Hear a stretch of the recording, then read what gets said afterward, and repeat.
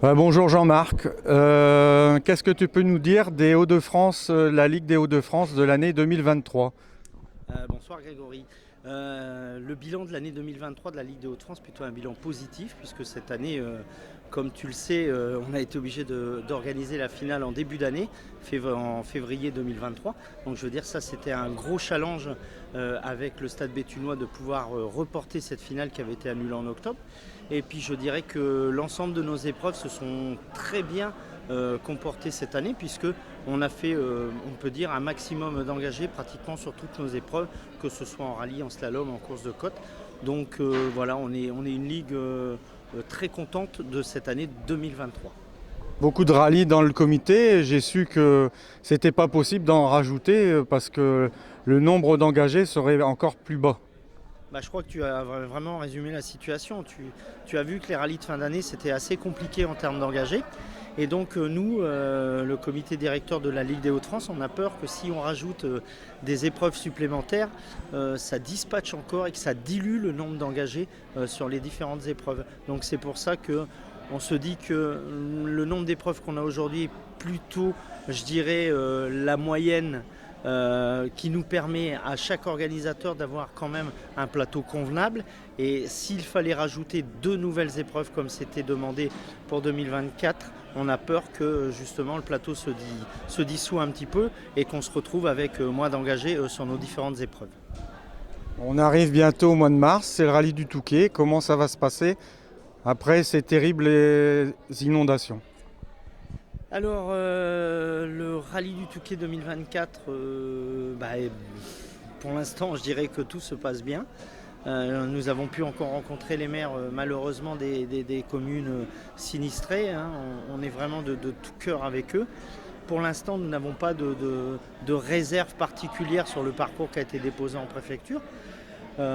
Pour nous, tout est au vert. On a une réunion dans pas très longtemps, le 8 février exactement, avec la sous-préfecture de Montreuil-sur-Mer, pour faire un petit peu le bilan des routes par lesquelles le rallye traverse. Mais aujourd'hui, je dirais que tous les voyants sont au vert. Bon, je voulais te féliciter, tu es le nouveau président, enfin renouveau président. De nouveau, on te fait confiance. Oui, je suis très content puisque j'ai été élu avec 100% des voix présentes. Donc je pense que c'est une bonne chose pour un président de ligue d'avoir la confiance des associations et des présidents d'ASA qui votent pour son président de ligue. Je tiens aussi à féliciter l'ensemble du comité directeur avec lequel je me suis représenté là pour cette élection. Et puis on va continuer à travailler dans le bon sens. Je pense qu'on ne peut pas dire que les concurrents sont mécontents de ce nouveau comité directeur depuis 2 ans. On essaye d'innover des choses. Maintenant, il faut nous laisser un tout petit peu le temps. Paris, c'est pas fait en un jour.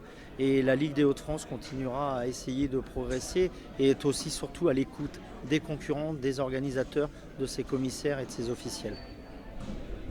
J'étais à la remise des prix, donc on parle de VHRS pour l'année prochaine à la remise des prix, donc tu penses à tout, même du tout-terrain. Oui, bon oui, avec la petite aparté sur le rallye tout-terrain, j'ai expliqué pourquoi je dirais il n'y avait plus de remise des prix tout-terrain, mais on s'en est expliqué avec on va dire Claude Jean-Jean, puisque c'est lui qui est intervenu sur la scène. Et je pense alors depuis un an, on a créé des groupes de travail, justement c'est fait pour réfléchir un petit peu, pour voir comment on peut essayer de remettre à nouveau le tout-terrain je dirais dans la remise des prix classiques sans passer par les distinctions spéciales. Donc voilà, donc c'est un travail qui va être fait.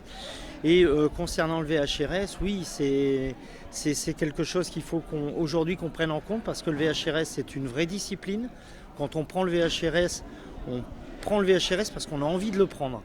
Moi, quand je prends du VHRS au Touquet, j'essaye de faire les choses bien. Et donc, là, on a intégré auprès de notre comité directeur quelqu'un qui est un spécialiste du VHRS.